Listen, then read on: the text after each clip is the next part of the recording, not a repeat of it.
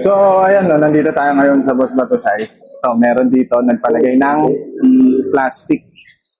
Yan, ayan. Pwede naman palagyan ng plastic para sa mga hindi napapasukan ng tubig. Yan. Kaso, anong cons yan, kuya, pag may plastic? Hindi ko makakapit yung power.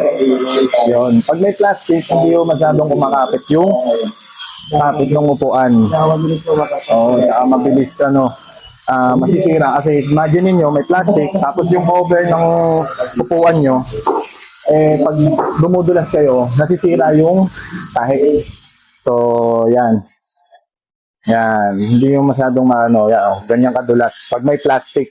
Kung ano naman kayo katulad nung sa akin walang plastic, pinakaano ko na lang dyan is yung pag-aalaga talaga sa motor, na talaga kukumutan nyo kada hindi nyo nagagamitin. So kahit maulan, ano talaga, mas okay din yun na nalalabas ng upuan nyo yung tubig kasi para hindi rin masira yung pinaka-foam nyo sa loob.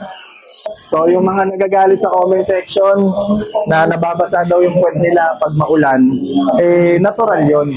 Okay, tsaka pwede, kung gusto nyo naman, ayaw nyo nababasa yung puwet nyo, yun, pwede nyo palagyan ng plastic.